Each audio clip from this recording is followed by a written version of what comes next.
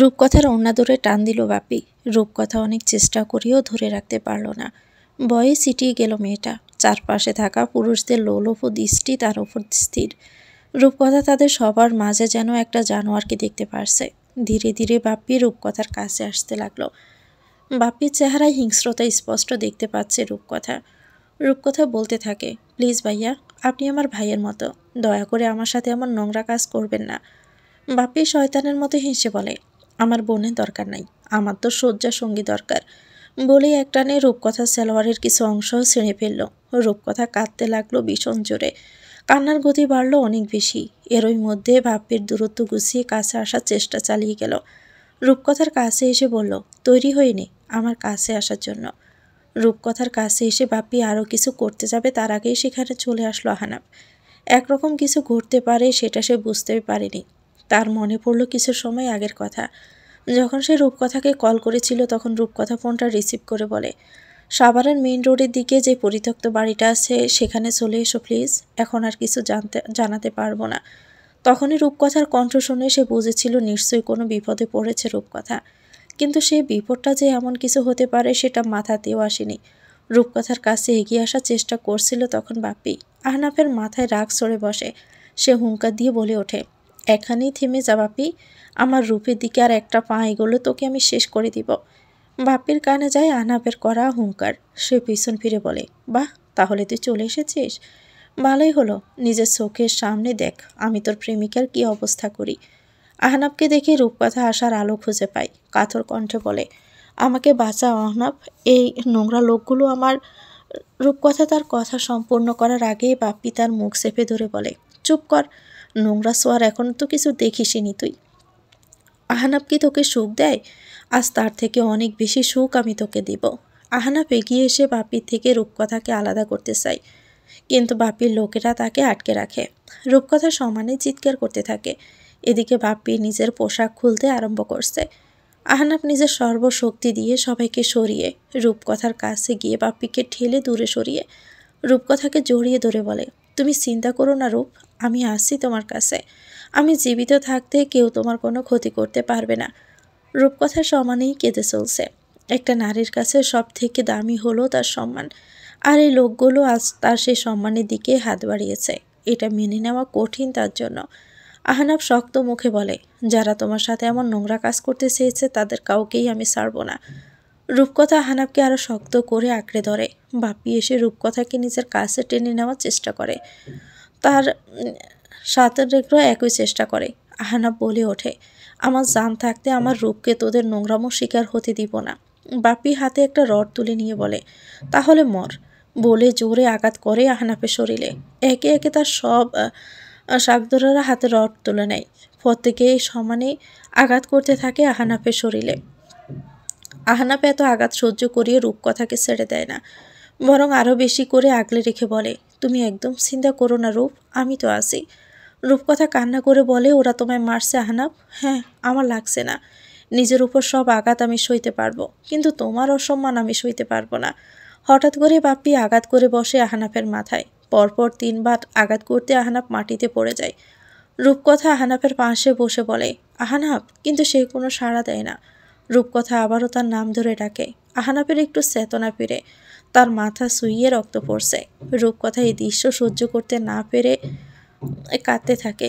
আহনাফ মৃদু হেসে বলল, তোমার কান্না আমি সহ্য করতে পারি না রূপ, তোমায় আমি সবসময় হাসতে দেখতে চাই। তোমার হাসি যে আমার বড্ড বেশি প্রিয়। আমি থাকি বা না থাকি, তোমার মুখে হাসি যেন সব সময় থাকে। বলে সে হাল ছেড়ে দেয়। রূপ চিৎকার করে বলে, আহনাফ, আহনাফ, কথা বলো আমার সাথে, আমি তোমার কিছু হতে দিব না।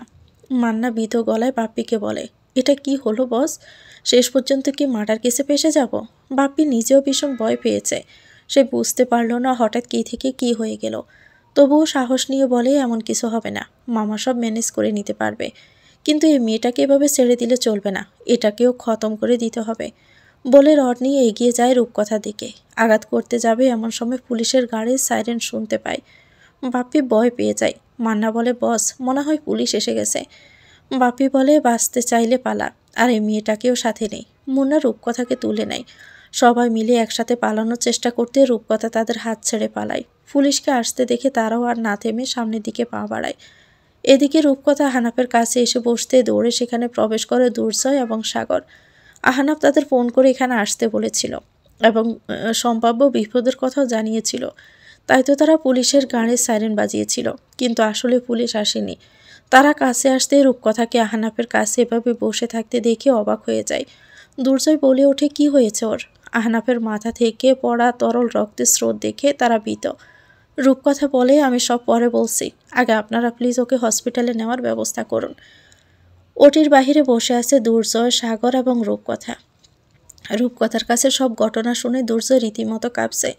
প্রতিশোধের আগুন জ্বলছে এখন তার মনে। সে বলে ওঠে, ওই বাপ্পিকে তো আমি দেখে নিব। সাগর বলে, তুই শান্ত হ বাপ্পি, এমনি আহনাফের সাথে এমন একটা অঘটন ঘটে গেছে, এখন আমাদের শান্ত থাকতে হবে। কিভাবে শান্ত থাকবো? ওরা আমার বন্ধুর এই অবস্থা করেছে। আজ যদি আহনাফের কিছু হয়ে যায় তাহলে ট্রাস্ট মি, আমি ওদের সবার কলিজা বের করে আনবো। এমন সময় কর্তব্যরত ডাক্তার বাহিরে বের হয়ে আসে। তাকে দেখে রূপকথা এগিয়ে গিয়ে বলে, আমার আহনাফ এখন কেমন আছে? সাগর দুর্জয় পিছন পিছন যায়। ডাক্তার মলিন স্বরে বলে, সরি, আমরা নিজেদের সর্বোচ্চ চেষ্টা করেছি, কিন্তু ওনাকে বাঁচাতে পারিনি। ওনার ব্রেইনে ইন্টারনাল হ্যামারেজ হয়েছিল, সব কিছু হাতের বাহিরই ছিল। রূপকথাই ধাক্কাটা মেনে নিতে পারে না। তার সামনে বেশি ওঠে আহনাফের মুখশ্রী এবং তার বলা শেষ কথা। সে জ্ঞান হারিয়ে পড়ে যেতে নেয়। সাগর তাকে আগলে নেয়। এদিকে দুর্জয় প্রবল আক্রোশ নিয়ে সে স্থান ত্যাগ করে। আজ সে ওই বাপ্পিকে চরম শিক্ষা দিবে। বন্ধুর মৃত্যুর প্রতিশোধ সে নিবেই। রূপকথা যখন জ্ঞান ফিরল তখন সে নিজেকে বিছানায় শোয়া অবস্থায় আবিষ্কার করল। তার শিওরে বসেছিল তার বান্ধবী আমিয়া। রূপকথা জ্ঞান থেকে উঠে বলতেই থাকে, আমার আহনাফ কোথায়? আমাকে আহনাফের কাছে নিয়ে চল। ওরা নিশ্চয়ই অনেক কষ্ট হচ্ছে, ও নির্দয়রা তো ওকে বাজেভাবে মেরেছে। আমিয়া বলে, তুই শান্ত হ রূপ, আহনাফ আর নেই। রূপকথা খেপে গিয়ে বলে, চুপ, একদম চুপ। আমিয়া বুঝতে পারে না কিভাবে রূপকথাকে বোঝাবে। রূপকথা যে এখন কোনো কিছুই বোঝার অবস্থায় নেই। তবুও আমিয়া বলল, তুই নিজেকে প্লিজ সামলে নে। রূপকথা অস্থির হয়ে উঠতে লাগলো। আমিয়া রূপকথাকে কিছুতেই সামলাতে পারছে না। বাহিরে সাগর এবং মুন্না বসে আছে দুর্জয়ের অপেক্ষায়। ছেলেটা সেই যে বেরিয়েছে, এখনও আসার কোনো খোঁজ নেই। দুজনেই বেশ চিন্তিত তার জন্য। দুর্জয় যে রেগে মেগে বেরিয়েছে তাতে বোঝাই যায় সে আজ যজ্ঞ বাদিয়ে ছাড়বে। আহনাফের এই পরিণতি তো বন্ধু হিসাবে তারাও মেনে নিতে পারছে না, কিন্তু কিছু যে করার নেই। এই সময় মাথা ঠান্ডা রাখতে হবে। তারা এই ব্যাপারটাকে দুর্ঘটনা বলে চালিয়ে দিতে চাচ্ছে, কারণ আসল সত্য সামনে এলে সবাই বিপদে পড়তে পারে, এমনকি পুলিশ কেসও ফেসে যেতে পারে। তাদের এমন ভাবনার মাঝে দুর্জয় হন্তদন্ত পায়ে ফিরে এলো। তাকে আসতে দেখে সাগর এগিয়ে এসে বলল, ওই বাপির কোনো খোঁজ পেয়েছিস? দুর্জয় বলে, না, ওর কোনো খোঁজ আমি পাইনি। জানি না বাচ্চাটা কোথায় লুকাইছে গিয়ে। খুঁজে পেলে তো এক কোপেই শেষ করে দিতাম। আহনাফের কথা মনে পড়ে যায় তার। বন্ধুকে এভাবে হারানো তার জন্য কষ্টের। শেষবারের মতো কথাও বলার সুযোগ দিল না। ছেলেদের কাঁদতে নেই সেই নিয়ম আর মানতে পারল না দুর্জয়। আহনাফের কথা ভেবে তার দুচোখ বেয়ে অশ্রু নামল। এরই মধ্যে কয়েকজন ওটি থেকে আহনাফের লাশ নিয়ে বাহির এলো। উদ্দেশ্য এই লাশ মর্গে নিয়ে যাওয়া। দুর্জয় সেদিকে তাকালো। রূপকথা দৌড়ে ছুটে এসে আহনাফের লাশকে জড়িয়ে ধরে কাঁদতে লাগলো। উম্মাদের মতো বলতে লাগলো, এ আহনাফ, তাকাও আমার দিকে। আহনাফ কোনো সাড়া দেয় না। কিভাবে সাড়া দেবে? সে যে আর সাড়া দেওয়ার মতো অবস্থাতে নেই। রূপকথা বলতে লাগলো, ও বুঝেছি, তুমি বুঝে আমার উপর অভিমান করেছো তাই না? আমি তোমাকে এতদিন এড়িয়ে চলছি, তার জন্য শোধ এভাবে তুলছ? সেদিন যে বলেছিলে নিজের জীবন দিয়ে হলেও ভালোবাসার প্রমাণ দিবে, সেটাই করতে চাইছ? এভাবে প্রমাণ দিতে হবে না তোমাকে। আমি জানি তুমি আমাকে কতটা ভালোবাসো। প্লিজ আমার কাছে ফিরে আসো আহনাফ। আমি আর রূপকথার কাছে এসে তাকে ছাড়িয়ে নিয়ে যাওয়ার চেষ্টা করে বলে, এমন করিস না রূপ, তুই শান্ত হ। দুর্জয়ের হঠাৎ ভীষণ রাগ হলো। সে এদিকে এগিয়ে এসে বলল, তোমার নাটক শেষ হয়েছে? আমি অবাক চোখে তাকায় দুর্জয়ের দিকে। রূপকথা তখনও তার পানে তাকায়নি। তার দৃষ্টি আহনাফের নিথর দেহের প্রতি নিমগ্ন। দুর্জয় রূপকথার দিকে আঙুল তুলে বলে, আহনাফের মৃত্যুর জন্য তুমি দায়ী। আহনাফ তোমায় কত ভালোবাসত, কিন্তু তুমি সে ভালোবাসা বোঝোনি। আমিও বলে, এর মানে কি দুর্জয়? আপনি কেন আমার বান্ধবীকে দোষারোপ করছেন? ওর কি দোষ এতে? তোমরা মেয়েরা জাত ভালোবাসা বুঝোই না। ভালোবাসা তোমাদের কাছে হচ্ছে ছেলে খেলা। আহনাফ রূপকথাকে কতই না ভালোবাসত, আর রূপকথা কি করলো? ওকে উপেক্ষা করলো বারংবার, যার জন্য মৃত্যুর আগ অবধি আহনাফ তোপড়েছে। রূপকথা এতক্ষণে কথা বলে, আমি আহানাবকে ভালোবাসতাম, এখনও বাসি। আমার ভালোবাসাকে নাটক বলবেন না একদম। আপনার মুখে এই কথা মানায় না। আপনার জন্য আমার সাথে আহানাফের মনোমালিন্য হয়েছে। অবস্থা বেগতিক দেখিয়ে সাগর এগিয়ে এসে বলে, এসব ঝামেলা এখন তোমরা বন্ধ করো।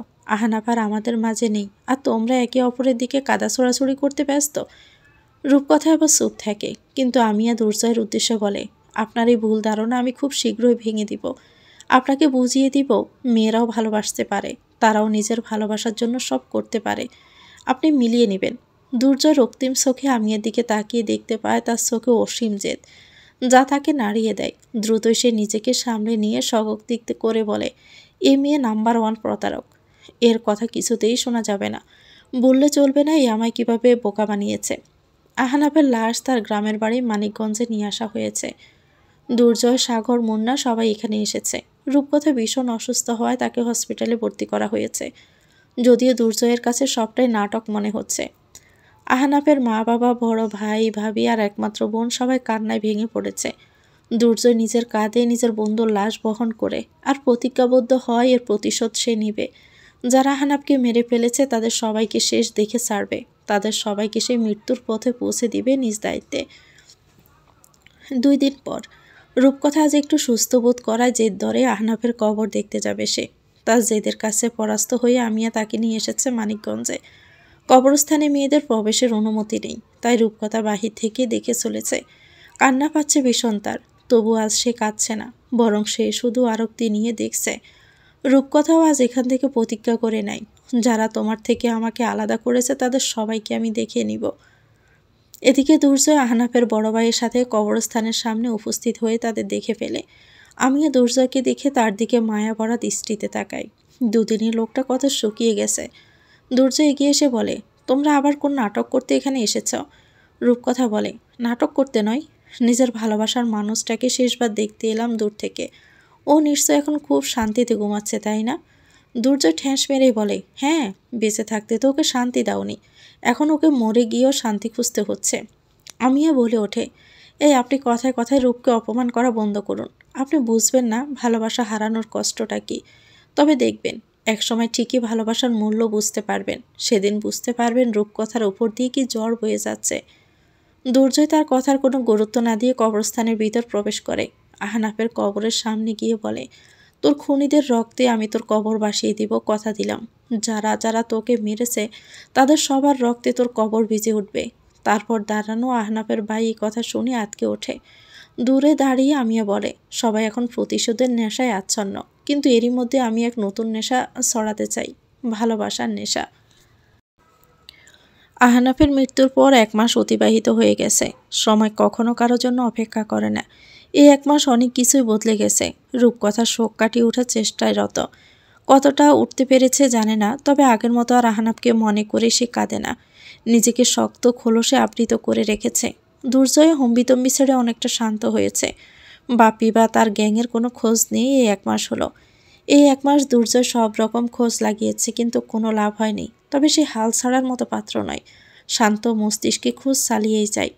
দুর্জয় এবং রূপকথা দুজনেই 2 প্রান্তের মানুষ, তবে একটা বিষয়ে তাদের মিল সম্পূর্ণ আছে। দুজনের চোখে জল জল করছে প্রতিশোধের আগুন, যা নিভবে শুধুমাত্র আহনাফের হত্যাকারীদের চরম শাস্তি দেওয়ার মাধ্যমে। রূপকথার বোঝাপড়াটা আরও অনেক বেশি। যারা তার সম্মানের দিকে হাত দিয়েছিল তাদের নিকৃষ্ট অবস্থা সে করবেই, সাথে নিজের ভালোবাসার হত্যাকারীকেও দেখিয়ে নিবে এই তার পণ। আমি আজ 2 দিন পর ভার্সিটিতে পা রাখলো। ইদানিং কোনো কিছু তার ভালো লাগে না। আহনাফের মৃত্যুর পর রূপকথা কেমন জানি বদলে গেছে, আর আগের মতো তার সাথে মেশে না, খুব একটা কথাও বলে না। সারাক্ষণ জানি কিসব ভাবনায় ডুবে থাকে। আমি আর রূপকথার পরিবারের থেকে শুনেছে বাড়িতেও সে এমন চুপচাপ এবং একাকী থাকতে পছন্দ করে। এসবের মধ্যে আমিও বড্ড একা হয়ে পড়েছে। দুর্জয় তো তার দিকে ফিরেও তাকায় না। কতবার সে দুর্জয়ের সাথে আগ বাড়িয়ে কথা বলার চেষ্টা করেছে এই 1 মাসে। বিনিময়ে শুধু জুটেছে অবহেলা আর অপমান। আমিও তবুও হাল ছাড়েনি। এত সহজে হাল ছাড়ার মেয়ে সে নয়। আজ ভার্সিটিতে আমিও নিজের হাতে কাবাব বানিয়ে নিয়ে এসেছে। দুর্জয়ের এক বন্ধুর মাধ্যমে আমিও জানতে পেরেছিল সে কাবাব খেতে পছন্দ করে। এটা জানার পর তার ইচ্ছে জাগে দুর্জয়কে কাবাব বানিয়ে খাওয়ানোর, কিন্তু সে যে রান্না একদমই পারে না। তারপরেও ফোন দেখে দেখে অনেক কষ্টে বানিয়েছে। আসার সময় খেয়ে দেখেছে খুব একটা ভালো না হলেও খারাপ হয়নি, খাওয়া যায়। তাই মনে অনেক আশা নিয়ে দুর্জয়ের জন্য নিয়ে এসেছে এই খাবার। ভার্সিটিতে এসে চারদিক তন্ন তন্ন করে দুর্জয়কে খোঁজে আমিয়া, কিন্তু কোথাও তার খোঁজ পায় না। তবে দেখতে পেয়ে যায় দুর্জয়ের বন্ধু সাগরকে। তাকে দেখে এগিয়ে গিয়ে বলে, ভাইয়া দুর্জয় কোথায়? এসেছি থেকে ওকে দেখছি না। সাগর আমিয়ার দিকে তাকিয়ে বিরক্তির সহিত বলে, দুর্জয়ের সাথে তোমার কি কাজ? তুমি কেন ওর পিছনে পড়ে আসো? বুঝতে পারো না ও তোমার উপস্থিতিতে বিরক্ত হয়? আমিয়া ম্লান হেসে বলে, আপনি নিশ্চয়ই কখনো কাউকে ভালোবাসেননি, তাই আপনি বুঝবেন না। তোমার ভালোবাসাকে সেলুট জানাতে হয়। দুর্জয়কে ভালোবাসার কথা বলে অন্য একটা ছেলের সাথে বিড়ের পিড়েতে বসতে যাচ্ছ, আর এখনও সব নাটক করে চলছ। তোমার মধ্যে কি এতটুকু লজ্জা অবশিষ্ট নেই? না নেই, ভালোবাসলে নির্লজ্জ হতে হয়। সাগরের আমিয়া নামক মেয়েটাকে একদমই সহ্য হয় না।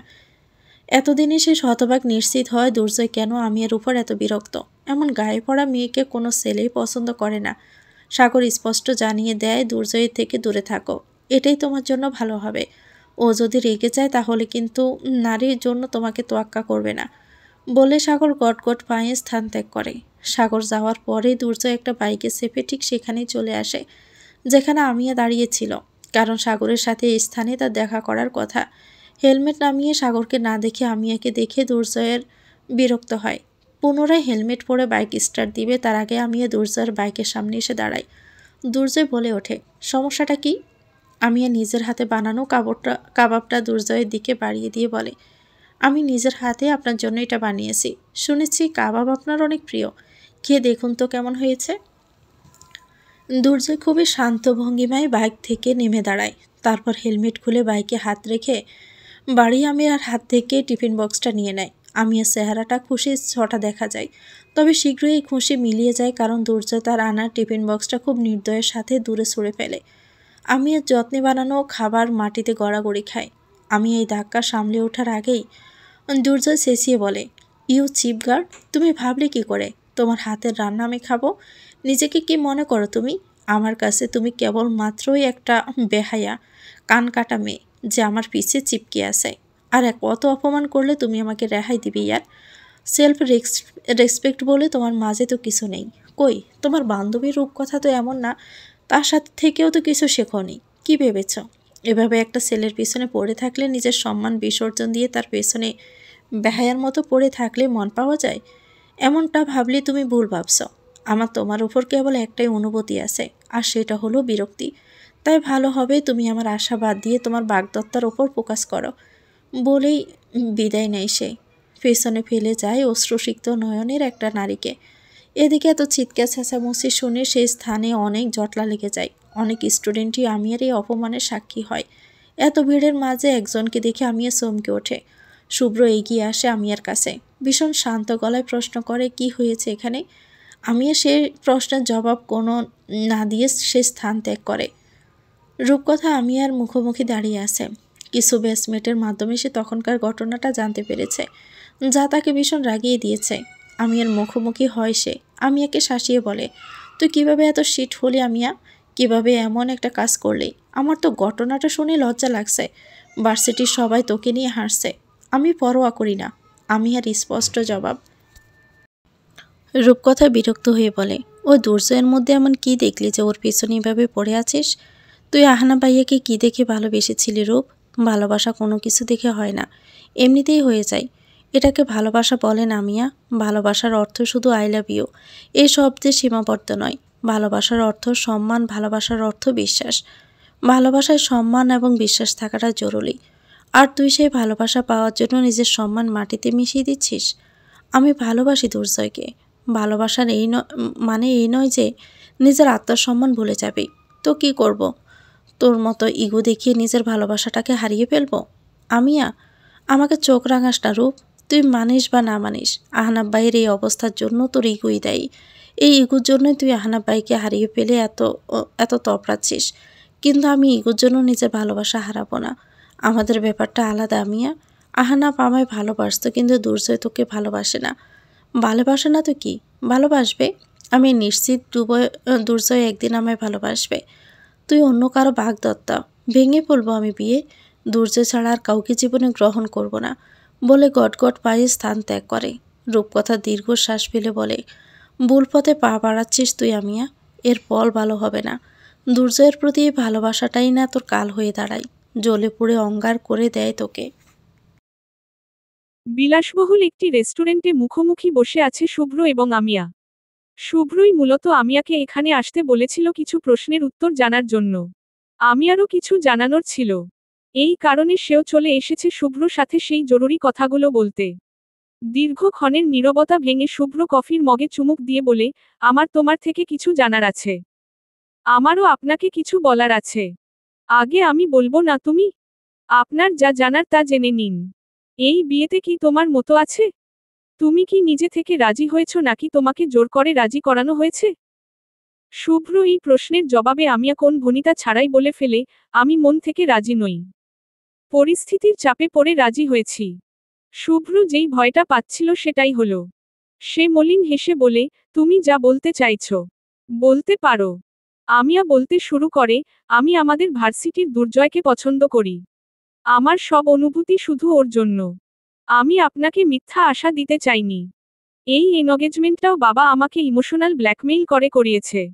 আমার মতো ছিল না। আমি আপনাকে অনেকবার এটা বলার চেষ্টা করেছি কিন্তু বলার সুযোগ পাইনি। শুভ্র জানতে চায়, দুর্জয়ও কি তোমাকে পছন্দ করে? না।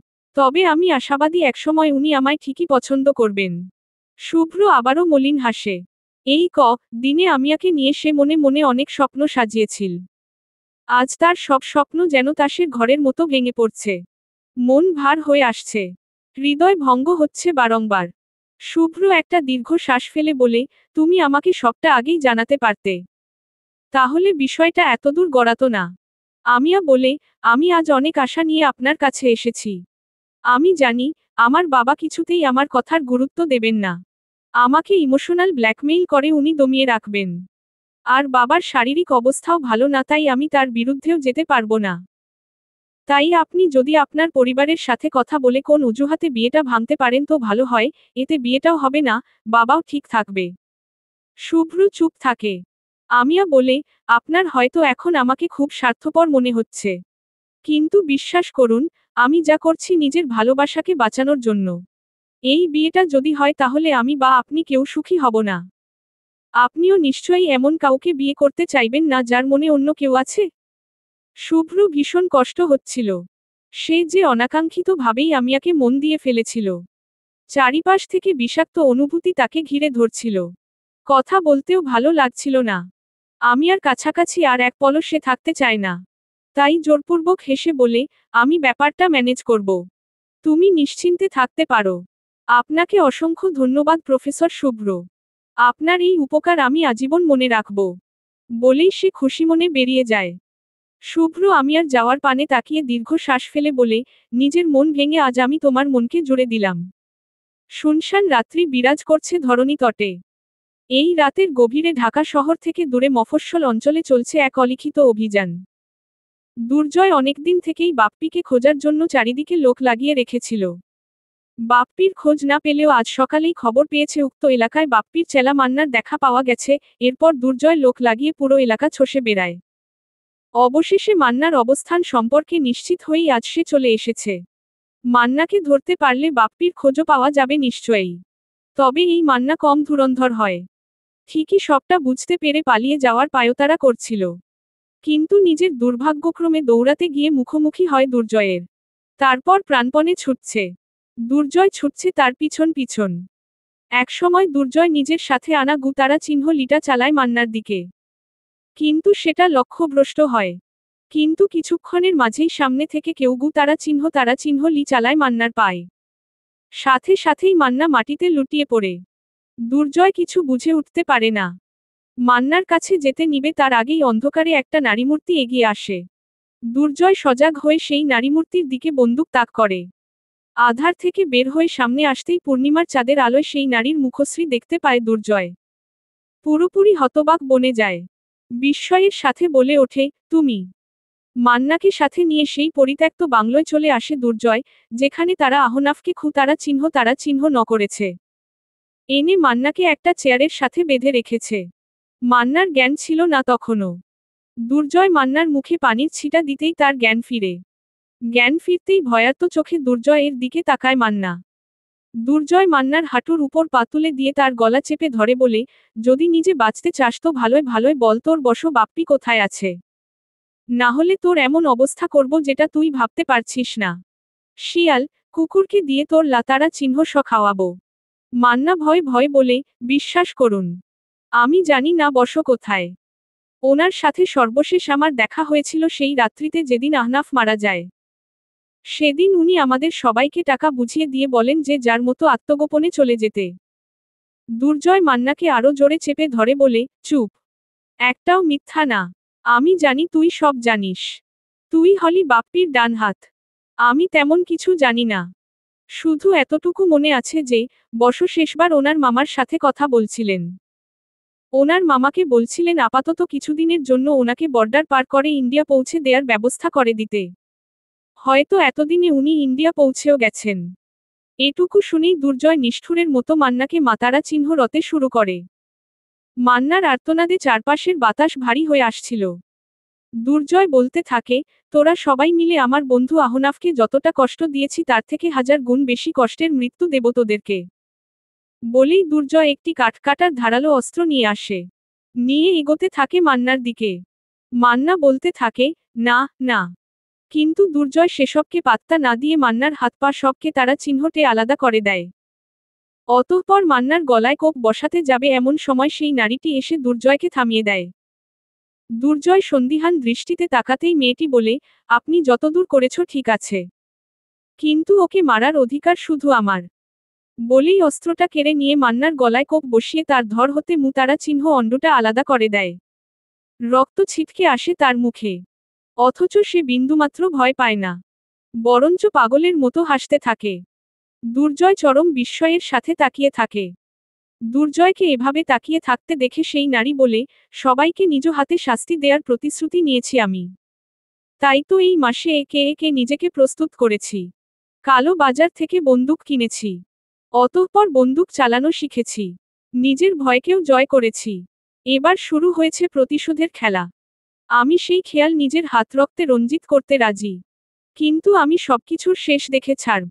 একটু থেমে, আপনি চুপ হয়ে দাঁড়িয়ে আছেন কেন? আপনি না বলেছিলেন নিজের বন্ধুর খুঁতারা চিহ্ন নিদের রক্তে তার কবর রঞ্জিত করবেন, তো দাঁড়িয়ে না থেকে এর তরল রক্ত সংগ্রহ করুন। প্রতিশ্রুতি পালন করতে হবে যে। এই নারীর হিংস্রতা দুর্জয়কে অবাক করে। কোমলমতি খ্যাত নারীদের এই রূপও যে কখনো দেখতে হবে সেটা ভাবেনি সে। আমিয়া আজ খুশি খুশি মনে ভার্সিটিতে এসেছে। গতকাল শুভ্র সাথে কথা বলার পর থেকে সে স্বস্তি অনুভব করছে। একটা বড় বোঝা যেন কাঁধ থেকে নেমে গেল। এখন তার একটাই লক্ষ্য, যে কোনো মূল্যে দুর্জয়ের মনে নিজের জন্য অনুভূতি তৈরি করা। আমিয়া এখন সেটাই করার চেষ্টা চালিয়ে যাবে। ভার্সিটিতে এসে দুর্জয়কে খুঁজে চলেছে আমিয়া। দুর্জয়ের দেখা না পেলেও শুভ্র সাথে অনাকাঙ্ক্ষিতভাবে দেখা হয়ে গেল, দুজনেই এতে অপ্রস্তুত হয়ে গেল। আমিয়া জোরপূর্বক হাসল। শুভ্র পরিস্থিতি স্বাভাবিক করার জন্য বলল, আমি বাসায় কথা বলেছি। তুমি এখন নিশ্চিত থাকতে পারো। আমার বাবা তোমার বাবার সাথে কথা বলে বিয়েটা ভেঙে দেবেন। বলেই শুভ্র স্থান ত্যাগ করে। এটুকু বলতেই তার বুকের বাপাশে অদ্ভুত ব্যথা অনুভূত হয়। এদিকে আমিয়ার মনে প্রশান্তির বন্যা বয়ে যায়। খুশি মনে সে ক্যান্টিনের দিকে পা বাড়ায়। কিন্তু ক্যান্টিনে প্রবেশ করতেই তার মনের সব খুশি উবে যায়। কারণ ক্যান্টিনে ঢুকেই সে দেখতে পায়, আহনাফ ও রূপকথা একটি টেবিলে বসে একসাথে কফি খাচ্ছে এবং কি একটা বিষয় নিয়ে যেন নিজেদের মধ্যে আলোচনা করছে। দূর থেকে আমিয়াকে দেখে দুর্জয় উঠে দাঁড়ায়। শান্ত স্বরে রূপকথার উদ্দেশ্যে বলে, তোমার বেস্ট ফ্রেন্ড এসে গেছে।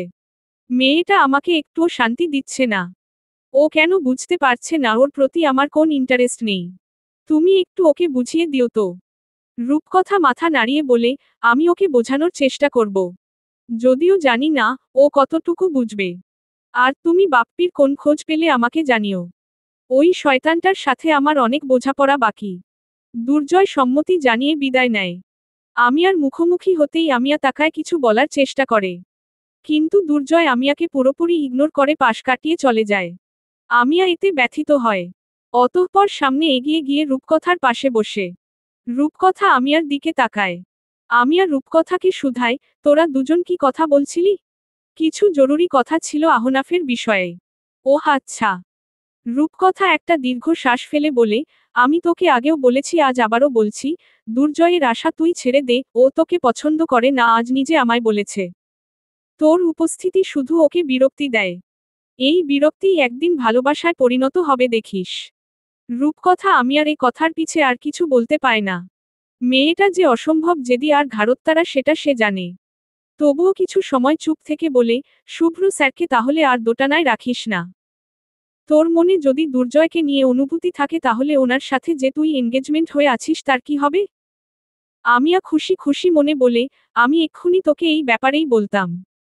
এই প্রবলেম একদম সলভ। শুভ্র স্যারকে গতকাল আমি সব খুলে বলেছি। উনি নিজের পরিবারকে বলে বিয়েটা ভেঙে দিয়েছেন। রূপকথা স্থির দৃষ্টিতে তাকিয়ে ফোঁস করে নিঃশ্বাস ছেড়ে বলে, তাহলে আর কি? এখন মরীচিকার পিছনে ছুটে চল। শুভ্র স্যারের মতো একজন ভালো মানুষকে হারানোর আফসোস হবে একসময় দেখিস। আমার দরকার নেই এমন ভালো মানুষের। রূপকথা আমি আর কথায় বিরক্ত হচ্ছিল। তাই বলে, ক্লাসের টাইম হয়ে যাচ্ছে, চল জলদি। অতঃপর দুজনেই ক্লাসের দিকে রওনা দেয়। আমিয়া যথারীতি খুশি খুশি মনে নিজের বাড়িতে ফিরছিল। বাড়িতে ফিরেই সে দেখে চারিদিকে সাজসজ্জা চলছে, ব্যাপারটা দেখে সে ভ্রু কুঁচকায়। আনমনে বলে ওঠে, এখন আবার কিসের আয়োজন চলছে? বাড়িতে প্রবেশ করতেই আমিয়া দেখতে পায় তার বাবা আশরাফ শরীফ সাথে তার ফুফা, মামা সবাই উপস্থিত হয়ে একসাথে সবকিছুর তদারকি করছেন।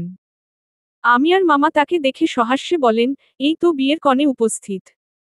আমিয়া হতবিহ্বল হয়ে যায় তার মামার কথা শুনে। বিস্ময় কাটিয়ে উঠে প্রশ্ন করে, বিয়ের কনে মানে? আশরাফ শরীফ কঠিন স্বরে বলেন, আমি আর শামসুর মিলে সিদ্ধান্ত নিয়েছি আর 3 দিন পরই তোমার আর শুভ্র বিয়ে দেব। শুভ কাজে বেশি দেরি করতে নেই। এই কথা শুনে আমিয়া যেন আকাশ থেকে পড়ে।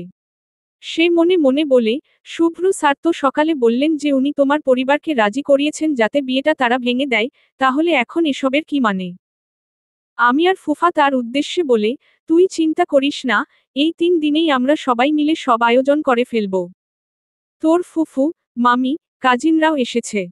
যা সবার সাথে মিলে আনন্দ কর। আমিয়া বলে, কিন্তু এত তাড়াহুড়োর কি আছে? আশরাফ শরীফ মলিন স্বরে বলেন, আমার শরীর খুব একটা ভালো যাচ্ছে না। তাই আমি চাইছি যত দ্রুত সম্ভব শুভ কাজটা সেরে ফেলতে। আশা করছি তুমি আর কোন আপত্তি করবে না। আমিয়া আর বলার মতো কিছু খুঁজে পায় না।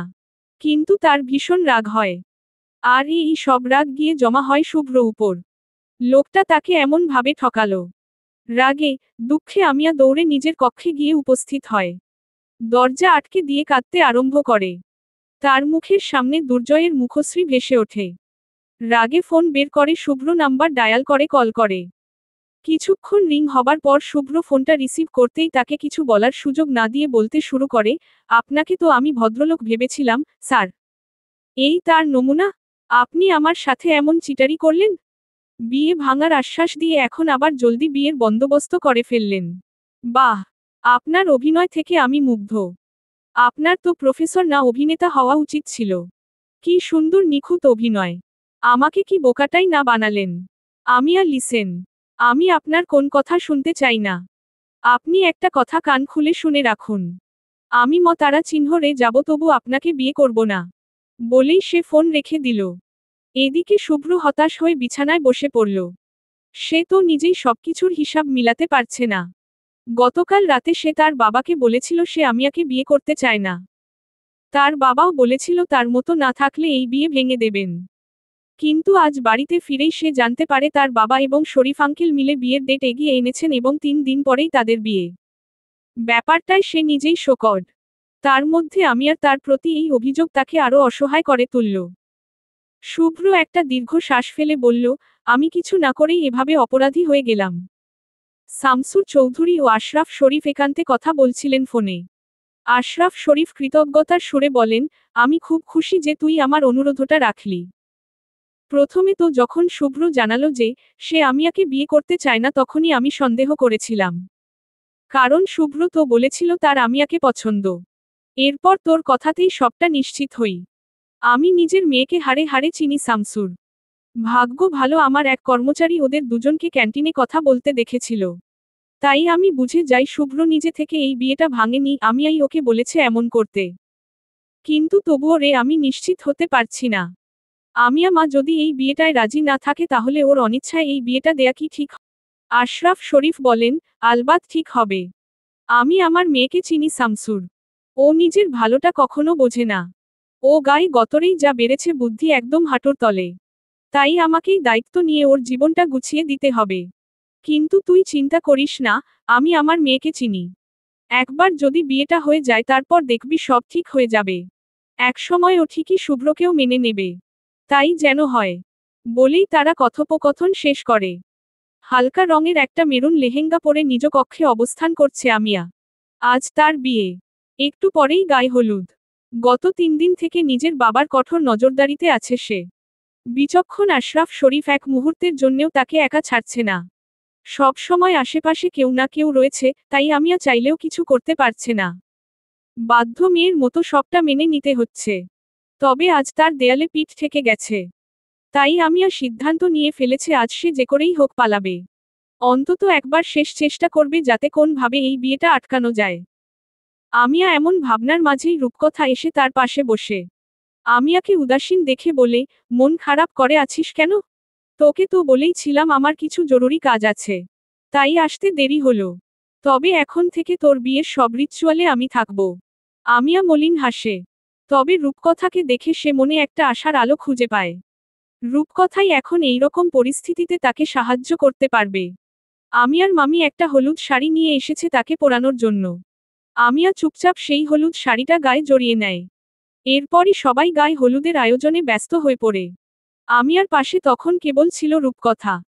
আমিয়া এই সুযোগে রূপকথাকে বলে, রূপ, তুই আমাকে একটা সাহায্য করতে পারবি? আমার বন্ধুত্বের দোহাই, এটা আমার জীবনের শ্রেষ্ঠ সাহায্য হবে। আমিয়ার কাতর স্বর। রূপকথা কিছুটা আন্দাজ করতে পারে।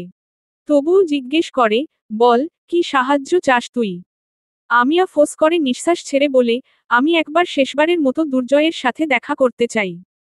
তুই একটা কিছু ব্যবস্থা করে দিতে পারবি? রূপকথা বিস্ময় নিয়ে বলে, আজ তোর বিয়ে আর তুই। প্লিজ। রূপ, তুই আমাকে এই সাহায্যটুকু কর। এটাই আমার তোর কাছে শেষ চাওয়া। আর কোনোদিন তোর কাছে আমি কিছু চাইব না। কিন্তু আমি কিভাবে? তুই শুধু কোনোভাবে আমার বাইরে যাওয়ার ব্যবস্থাটা করে দে। আমি একবার সামনাসামনি দুর্জয়ের সাথে কথা বলতে চাই। ব্যাস, এটুকুই। না হলে যে আজীবন আমার আফসোস থেকে যাবে। রূপকথা আমি আর এমন করুণ আবদার আর ফেলতে পারে না।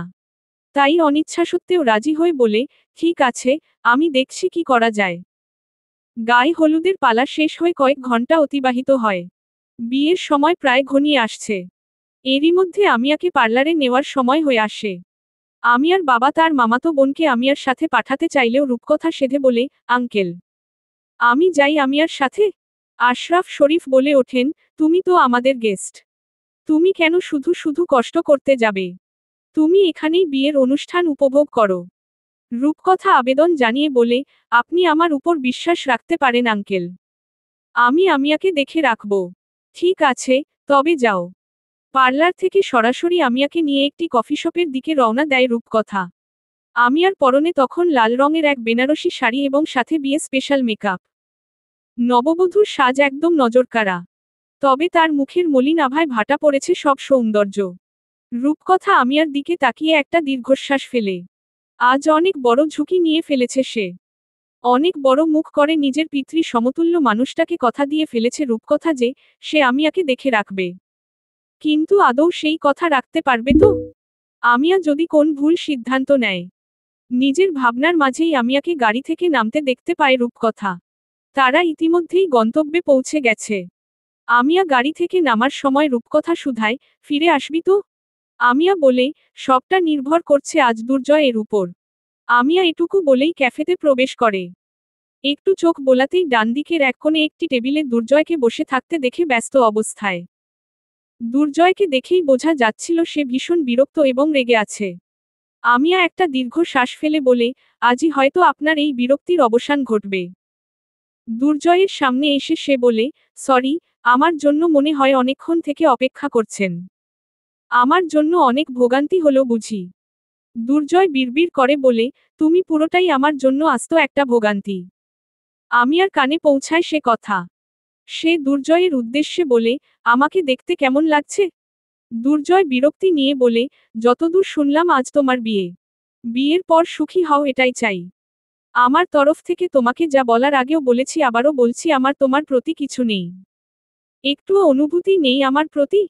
না। দুর্জয়ের স্পষ্ট জবাব। আমিয়া স্লান হেসে বলে, আমি আজ শেষবারের মতো আপনার কাছে এসেছিলাম। আপনার কাছে বেশি কিছু চাওয়ার নেই। আমি জানতাম, আপনি আবারও নাই বলবেন। তবুও একবার শেষ চেষ্টা করে দেখতে চেয়েছিলাম। আমি আজ আপনাকে আর জোর করব না। নিজের ভাগ্যকেই মেনে নিব। আমি এখন কিছুটা হলেও উপলব্ধি করছি যে আর যাই হোক জোর করে ভালোবাসাটা হয় না। আপনি ভালো থাকুন, সুখী হন। কিন্তু আমার ভালো থাকার কারণ না হন। আপনাকে ছাড়া সুখী হতে পারবো কিনা, জানি না। তবে দোয়া করবেন আমার জন্য। দুর্জয় এবার বেশ বিজ্ঞের মতো বলে, এসব আবেগ মাথা থেকে দূর করো। আবেগ দিয়ে জীবন চলে না। আমার মতো ছেলেকে বিয়ে করে তুমি এমনিও সুখী হতে না। আমি এক বাউন্ডুলে, যার নিজের জীবনটা অগোছালো। আমার সাথে জীবন জড়ালে তুমিও আমার মতোই অগোছালো জীবন পেতে। তবে সবথেকে বড় কথা আমি তোমাকে ভালোবাসি না বা তোমার প্রতি আগ্রহ নেই।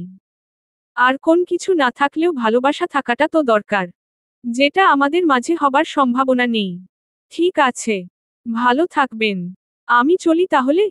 বলেই উঠে দাঁড়ায় আমিয়া।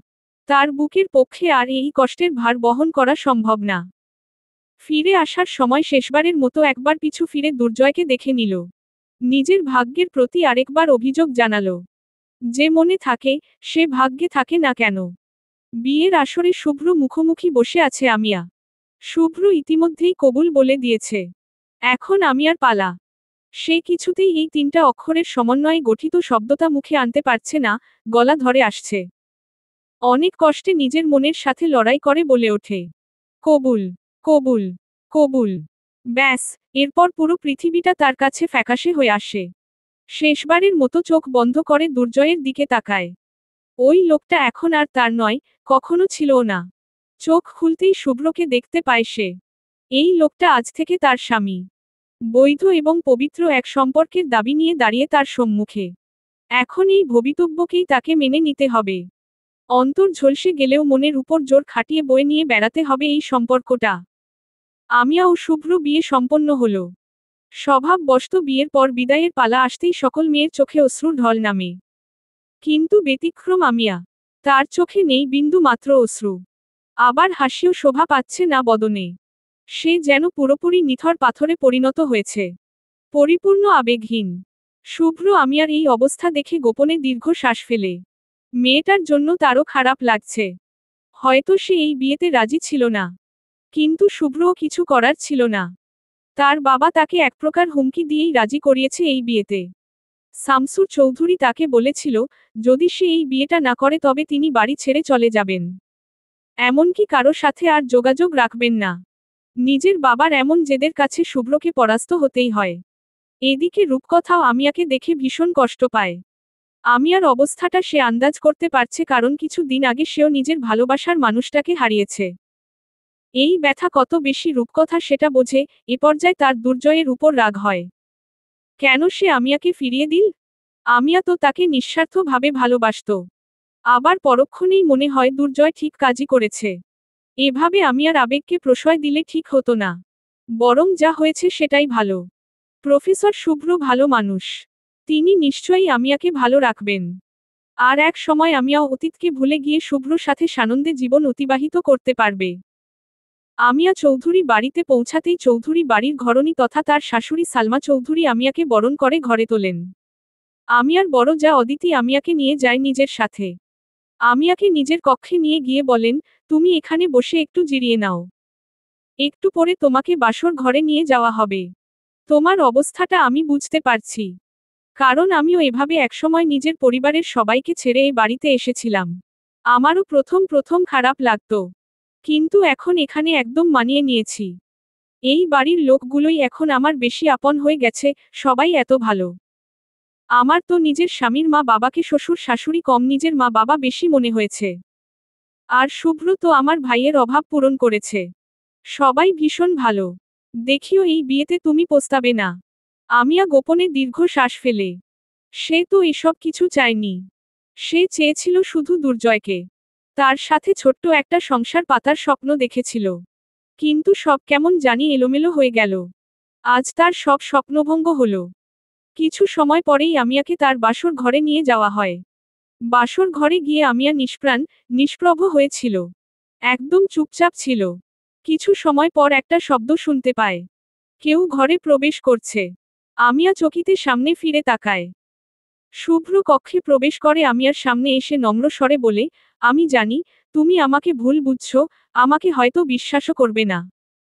তবে আমি সত্যিটাই বলি, আমি নিজের সর্বোচ্চ দিয়ে চেষ্টা করেছি এই বিয়েটা যাতে কোনভাবে আটকানো যায়। কিন্তু আমি ব্যর্থ হয়েছি। যাই হোক, বিশ্বাস না করা তোমার উপর ছেড়ে দিলাম। তবে আমার সম্পর্কে এই সম্পর্কে কোন জোড়াজুড়ি থাকবে না, তুমি এখানে একদম নিজের মতো থাকতে পারো। আমি কখনো স্বামীর অধিকার ফলাবো না তোমার উপর। আমিয়া একটা দীর্ঘ শ্বাস ফেলে বলে, আপনি ভাগ্যে বিশ্বাস করেন? আমি করি। আমার এখন মনে হচ্ছে ভাগ্যে এটাই ছিল তাই এটাই হয়েছে। আর এমনিতেও, আপনাকে দোষ দিয়ে কোন লাভ নেই। আমি যার আশায় আপনার সাথে বিয়েটা ভেঙে দিতে চেয়েছিলাম তার মনে আমার জন্য বিন্দু মাত্র অনুভূতি নেই। তাই এর কোন ভবিষ্যতও ছিল না। আমি এই বিয়েটা ভাগ্য হিসেবেই মেনে নিয়েছি এবং আপনাকেও নিজের স্বামী হিসেবে মেনে নিয়েছি। আমার শুধু আপনার কাছে একটাই চাওয়া আর সেটা হলো সময়। ব্যাস, আমাকে কিছু দিন সময় দিন। আপনি চাইলে এখনই নিজের স্বামীর অধিকার ফলাতে পারেন, আমি বাধা দেব না, তবে অনুরোধ করব একটু সময় দেয়ার। শুভ্র বলে, তোমার যত সময় দরকার তুমি নিতে পারো। আমার এত তাড়াহুড়ো নয়। তবে আমি তোমাকে একটা পরামর্শ দিব, অতীত ভুলে সামনে আগানোর চেষ্টা করো। এই চেষ্টায় প্রতি পর্যায়ে আমি তোমার সাথে থাকব। আমার পরিবারের সদস্য তুমি, আমার স্ত্রী। আমি আমার সকল দায়িত্বই পালন করব। আশা করি, তুমিও নিজের দায়িত্বে অবহেলা করবে না। আমিয়া মাথা নাড়ায়। শুভ্র নম্রস্বরে বলে, অনেক রাত হয়েছে, এখন ঘুমাতে পারো। আমি তোমার পাশে শুলে কোন অসুবিধা আছে? আসলে আমি সোফায় কিংবা কাউচে শুতে পারি না। তবে ভয় নেই, আমি যথেষ্ট দূরত্ব রেখেই শোব।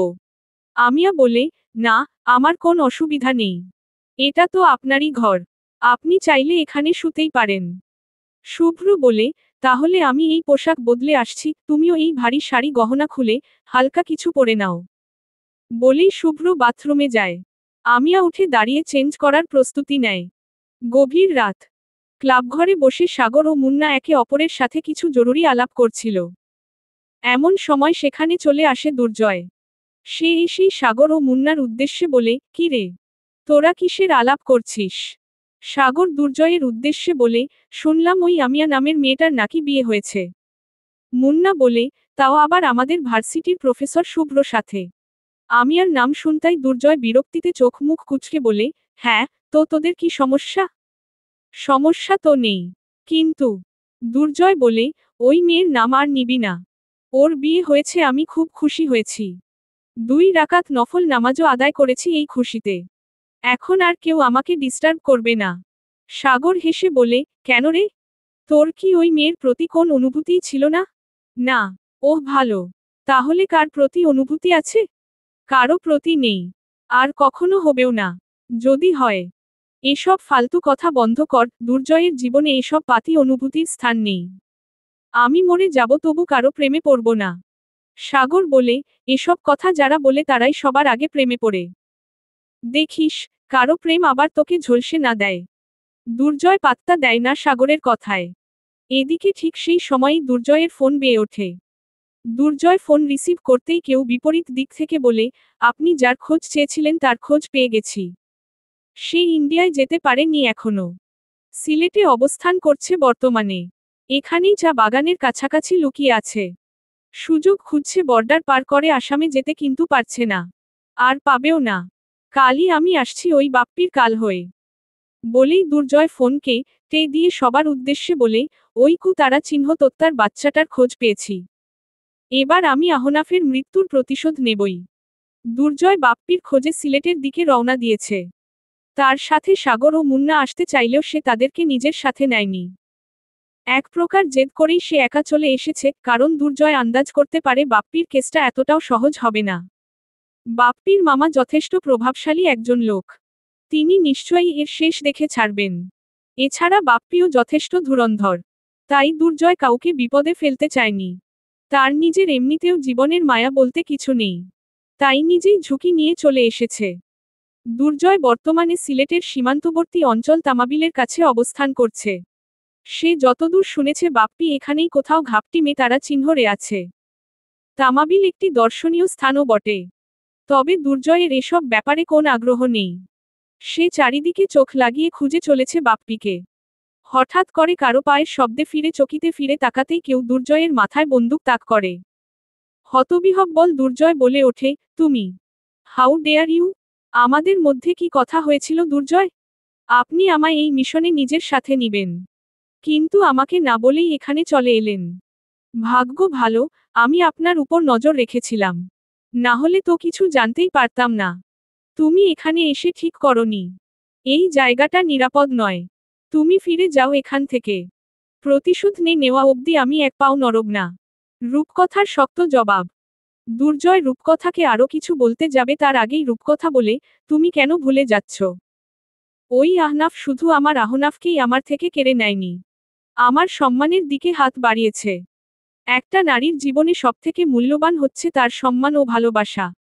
এই দুটোর দিকেই ওই শয়তানটা হাত বাড়িয়েছিল। ওকে আমি নিজের হাতে শাস্তি দিব। তুমি কেন শুধু শুধু নিজের হাত ময়লা করবে? নোংরা আবর্জনা পরিষ্কার করতে গেলে যেমন হাতে ময়লা লেগে যায়, সমাজ থেকে এমন শয়তানদের উৎখাত করতেও তেমনই হাতে ময়লা লাগেই। আর আপনি আমাকে বলছেন? নিজেও তো অপরাধীদের মাতারা চিহ্নর আর মিশনে যোগ দিয়েছেন। আপনিও তো পারতেন আইনের সাহায্য নিতে। দুর্জয় অট্টহাসিতে ফেটে পড়ে, কিসের কথা বলছো আইন? এই দেশে কোন আইন আছে নাকি? যদি থাকতো, তাহলে আমি এতবার জেলে যাবার পরেও নিজের শিল্পপতি বাবার ইনফ্লুয়েন্সে বেরিয়ে আসতে পারতাম না। আর বাপ্পির মামার তো ক্ষমতা আরও বিশাল। আজকাল টাকা ও ক্ষমতা দিয়ে তুড়ি মেয়ে তারা চিহ্নরে আইনকে কিনে নেওয়া যায়। তাই আমি এসব আইনের মুখাপেক্ষী হয়ে থাকতে চাই না। রূপকথা শক্ত গলায় বলে, তাহলে আমাকেও নিজের পথ বেছে নিতে দিন। আমি আমার আহনাফের খুতারা চিহ্ন নিকে নিজের হাতে শেষ করব। দুর্জয় আর কথা বাড়ায় না। রূপকথা হঠাৎ কিছু একটা খেয়াল করে বলে, আমার মনে হয় কেউ আমাদের দিকে নজর রাখছে। কে হতে পারে সেটা আমার জানা নেই, কিন্তু কেউ তো আছেই অবশ্যই। দুর্জয় আশেপাশে তাকিয়ে দেখে দূর দূরান্ত পর্যন্ত একদম ফাঁকা। মানুষ তো দূরের কথা কাকপক্ষীয় নেই। এসব দেখে দুর্জয় বলে, আমার মনে হয় তোমার বুঝতে কোথাও ভুল হচ্ছে। এখানে কেউ নেই। রূপকথা কিছু বলে না আর। দুর্জয় সামনে এগোতে এগোতে রূপকথাকে বলে, এখানে যখন এসেই পড়েছ তখন আমার সাথে সাথে আসো, তাহলে অন্তত নিরাপদ থাকবে। রূপকথা আর কথা না বাড়িয়ে চুপচাপ করে সামনে এগোতে থাকে দুর্জয়ের পিছু পিছু। কিছু দূর এগোতেই হঠাৎ কয়েকজন এসে তাদের উপর অতর্কিতে হামলা চালায়। দুর্জয় ও রূপকথা কিছু বুঝে ওঠার আগেই তাদের কাছে ধরাশায়ী হয়ে ওঠে। জ্ঞান ফিরতেই নিজের চোখের সম্মুখে বিদঘুটে হাসির সহিত বাপ্পিকে দেখতে পায় রূপকথা। বাপ্পিকে দেখতেই তার মাথায় রাগ উঠে যায়। বাপ্পি রূপকথার উদ্দেশ্যে বলে, কেমন আছো সুন্দরী? শেষ পর্যন্ত আবার আমার কাছে এসে তোমায় ধরা দিতেই হলো। রূপকথা ওঠার চেষ্টা করতে গিয়ে দেখতে পায় তাকে চেয়ারের সাথে বেঁধে রাখা হয়েছে। পাশেই দুর্জয়কে বেঁধে রাখা। রূপকথা দুর্জয়কে আলতো স্বরে ডাকতে থাকে। বাপ্পি বলে ওঠে, বাহ, আহনাফ মরতে না মরতেই নতুন নাগর জোগাড় করে নিলে। তাহলে আমি কি দোষ করেছিলাম? বলেই গা জ্বালানি হাসি দেয়। আর রূপকথা রাগে কাঁপতে থাকে। এর মধ্যে দুর্জয় জেগে উঠে। বাপ্পিকে দেখেই সে হিংস্র হয়ে ওঠে কিন্তু কিছু করতে পারে না। বাপ্পি বলে, আমাকে মাতারা চিহ্ন রতে এসেছিলি না? আজ দেখ তোদের দুজনের আমি কি অবস্থা করি। বলেই সে হাতে একটা চাবুক তুলে নেয়। তাই চাবুক দিয়ে বাপ্পি দুর্জয়কে নির্দয়ভাবে মাতারা চিহ্ন রতে থাকে। রূপকথা এহেন নিষ্ঠুরতা সহ্য করতে পারে না। বাপ্পি হাঁফিয়ে গিয়ে থেমে যায়। ততক্ষণে দুর্জয়ের অবস্থা খারাপ হয়ে গেছে। পুরো শরীর রক্তাক্ত। বাপ্পি এবার রূপকথার দিকে এগিয়ে গিয়ে বলে, এবার সেদিনকার অসম্পূর্ণ কাজটা সম্পূর্ণ করে ফেলি। রূপকথার হাতের বাঁধন খুলে তাকে নিজের কাছে টানতে থাকে। তার শরীরের স্পর্শকাতর স্থানে হাত বোলাতে থাকে। রূপকথার পরনের সালোয়ার কামিজের হাতা টেনে ছিঁড়ে ফেলে। শরীরের বিভিন্ন স্থানে আঁচড় কাটতে থাকে। রূপকথা আর সহ্য করতে পারে না। সে প্রতিজ্ঞা করে এর শেষ দেখে ছাড়বে। তাই নিজের শরীরের সর্বশক্তি দিয়ে বাপ্পিকে ঠেলে দূর করে দেয়। আর বাপ্পি পড়ে যেতেই এই সুযোগকে কাজে লাগিয়ে দুর্জয়ের বাঁধন খুলে দেয়। দুর্জয় তখনও অনেক ফুটবল ছিল। রূপকথা নিজেকে বাঁচানোর জন্য নিজের সাথে লুকিয়ে আনা একটা ছুতারা চিহ্নই বের করে নেয়। বাপ্পি পুনরায় উঠে তার দিকে এগোতে নিতেই রূপকথা ছুতারা চিহ্ন রিকাঘাত করতে শুরু দেয়। পেট, পিঠ, হাত পা কোন স্থানই বাকি রাখে না। একসময় প্রবল ক্রোধে বাপ্পির পুরুষাঙ্গে ছুতারা চিহ্ন দিয়ে আঘাত হানে। ব্যাস, বাপ্পি সাথে সাথেই চিৎকার করে সেখানে পড়ে যায়। দুর্জয় এই দৃশ্য দেখে অবাক হয়ে তাকিয়ে থাকে।